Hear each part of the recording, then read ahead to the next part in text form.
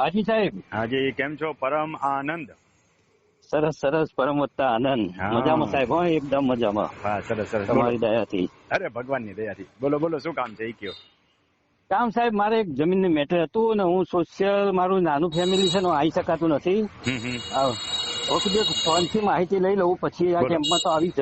કાંઈ વાંધો નહીં, પૂછો. સાહેબ, મેં 2016માં એક જગ્યા લીધી હતી મારા ગામમાં.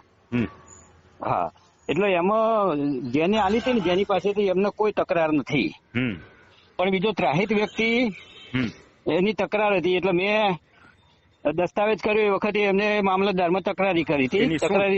તકરારીનો વિષય શું હતો? એનું કઈ હિત ન હોય તો તકરાર ન ઉભી રહે, એનું કઈ હિત હોવું જોઈએ. ના ના, બરાબર. હવે એનું એમ કેવું હતું કે આ જમીન કે અમારી હતી, પણ ભૂલથી સરકારે એકત્રીકરણ વખતે તમારા નામે કરી દીધી છે. એનું કઈ ડોક્યુમેન્ટ છે? ના, એની પાસે કઈ નથી. તો કઈ નાડી નફા વગર કઈ ન ઉભું રહે.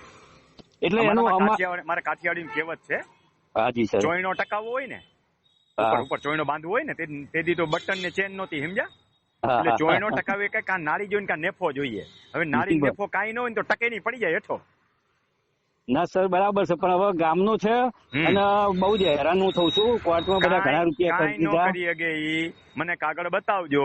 આવા નાગા માણસો કહેવાય કાઠિયાવાડી ભાષામાં અમે કહીએ ને, તો ઈ પોતે હેરાન કર્યા રાખે બીજાને. એનું હિત હોવું જોઈએ ને, હિત સાબિત થવું જોઈએ. કોઈ વ્યક્તિનું હિત ના હોય, એટલે કે હિત સાબિત ના થતું હોય તો એના વાંધા ઉભા ન રહે. કોર્ટમાં હેરાન કરી શકે આપણને.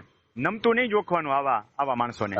ના ના, હવે હિત માટે સાહેબ જોયા વગર તો હું કઈ ન કહી શકું. અત્યારે તમે કયો છો એ પ્રમાણે તમારો અભિપ્રાય આપું. ના ના, પણ એમાં હું સાહેબ નંબરમાં અથવા રેકર્ડમાં લખેલું ક્યાંય હિત ના હોવું જોઈએ એના બાઈનું કે એના બાપ દાદાનું. ના, કોઈ જગ્યાએ 51-52 થી ઉતારામાં નથી. એના બાપનો માલ છે, ગમે એમ આંગળી મૂકે એટલે વાંધા અરજી હાલે. કોર્ટમાં વકીલ હોય તો પ્રાઇમા ફાઇસી ફટાક દઈને કાઢી નખાય. 2 વર્ષમાં 3 વર્ષમાં નિકાલ થઈ જવો જોઈએ આનો. હા, એટલે સાહેબ 2017 નિકાલ બધી જગ્યાએ થઈ ગયો. 2 મિનિટ તમારી જોડે વાત કરી લઉં. એમને મેં લીધી દસ્તાવેજ, એટલે એમને મામલતદારમાં કીધું નીકળી ગયું, પ્રાંતમાં ગયું, નીકળી ગયું સાહેબ. એ તો વગર કીધે તમે બોલો એ પેલા મેં કેમ કીધું કે નાડી નેફો કાંઈ ન હોય, ટકે નહીં એમ. પછી એ કલેક્ટરમાં ગયા, નીકળી ગયું, SSRD-માં નીકળી ગયું. ગાંડી નો કહેવાય, ગાંડી નો બધે હાઈલો જાય. અને પછી સાહેબ હાઈકોર્ટમાં પણ નીકળી. પછી હાઈકોર્ટ સુધી પહોંચી ગયો એ પાછો. પૈસા પાત્ર માણસ છે? ના, પૈસા પાત્ર નથી, પણ જમીનના ભાવ વધ્યા છે ને, એટલે એનો કબજો લઈ લીધો છે. એનો કબજો એની પાસે સાહેબ. કબજો તમે કબજો શું કામ દીધો? દસ્તાવેજ થી જમીન ખરીદી, કબજો શું કામ દીધો? કે તમે કબજા વગર દસ્તાવેજ કર્યો હતો? કબજા વગર કર્યો તો, પણ એ વખતે મેં એને 5 લાખ રૂપિયા આપ્યો તો સાહેબ. તમારી પાસે કઈ લખાણ છે 5 લાખનું? ના સાહેબ, એનું કઈ નામ નતું, એટલે મને એમ કહ્યું હતું કે લખાણ લેવાનું નહીં. કોઈ નકર તમે લખાણ આવતો તો કબજો ખાલી લેવાય ને ભગવાન. કઈ વાંધો નહીં, હાલો હવે આગળ વધો. આગળ કયો? આગળ પછી એને સિવિલ રાયે દાવો કર્યો. કેટલા વર્ષથી કબજો હતો એનો? કબજો લગભગ અમે જમીન લીધી એ પહેલાનો છે એની પાસે. જો 12 વર્ષ 14 વર્ષથી વધારે કબજો હોય તો તમને મુશ્કેલી પડી શકે, એટલે કહું છું. તો જે નેફો એની પાસે કહેવાય, નારી તમારી પાસે કહેવાય. હા સાહેબ, કબજો છે એની પાસે. કબજો છે, પણ વર્ષો જૂનો હોય ને તો એવા કબજામાં હાથ ન નખાય. હા, તમે છેલ્લે મને કીધું કબજો છે એ તો એટલા માટે સાહેબ, કબજા માટે હું તમને મળવા માટે કહું કે હું એના ઉપર બધા કાગળ ડોક્યુમેન્ટ લેતા આવજો. હવે એને કબજામાં શું લખ્યું છે, એના કેસ પેપર બધા હોય ને એ લઈ આવજો. એડવર્સ પોઝિશન સાબિત થાય છે કે નહીં આપણે જોશું. એને જે પુરાવા રજૂ કર્યા હોય એમ કઈ પુરાવા વગર એડવર્સ પોઝિશન નો સાબિત થાય. એટલે એનો કેસ લેતા આવજો. એટલે કેસ વાંચીને હું કહી શકીશ મજબૂત છે કે નહીં. હું કેસ તો બધું લેતો આવીશ, પણ 1-2 મિનિટ. હા, પૂછી સાહેબ. હા, એને શું કર્યું હતું કે ખેતરમાં ઓરડી બનાવી હતી નાની 10 બાય 10 ની. કે પછી મને ધ્યાનમાં આવ્યું, હું રહેવાનું અમદાવાદ, મારું વતન છે, એટલે પછી મેં એને બનાવેલી ઓરડી મેં પંચાયતમાં જઈને તલાટીને લઈ જઈને સ્થળ ઉપર જઈને આકારણી કરાવી દીધી અને મારા નામની આકારણી કરાવી દીધી મેં. બસ હારું, તમારા નામની આકારણી છે તો. એટલે આકારણી કરી દીધી. છેલ્લા 4-5 વર્ષથી એનો વેરો હું ભરું છું. તમારે એને માણસ ગણાવાય કે મારા માણસ તરીકે ન્યા રહે છે, એ બધું શીખવાડીશ. તમે તમારા દાવો લેતા આવો. હવે તમે જવાબ રજૂ કરી દીધા હોય. દાવો પતી ગયો સાહેબ. 7-11 માં કાઢી બી નાખ્યો છેલ્લા 3 વર્ષ પહેલા.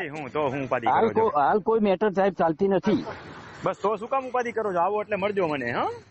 હા, એટલે હવે હું કીધું એને કરાવી શકું. હા, બિંદાસ કરાવી ગયો એને. હા, એટલે એને કીધું હું કરાવી દઉં, અને બાકીની માહિતી તમારે જોઈ લો. એના ઉપર મેં બેંકનો બોજો બી પડાવીને મેં લોન બી લીધી છે.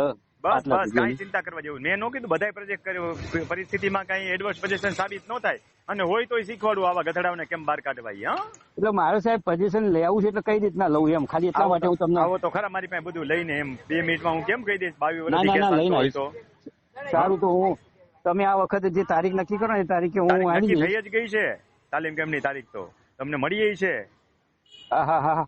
તો મારે સાહેબ એવું હતું ને કે નવી 11 તારીખ 15 16 17 વાળી કહું છું આવતા હા મહિનામાં મે 1517 મહિનામાં મે મહિનાની હા હા હા એ પહેલા તો શેડ્યુલ આપણો તમારો ટાઈટ છે મળી નહીં શકાય. હા હા હા ત્યારે આવજો ને જોઈ લેશું બધું હો સારું સાહેબ હું આવીશ મને ખાલી કબજાનું કરી આપજો. જોઈ આપીશ તમને કેવી રીતે છે હા, હા કાયદેસર થતું હોય એ પ્રમાણે. હા હા હા હા બરાબર ઓકે સર. હાલો.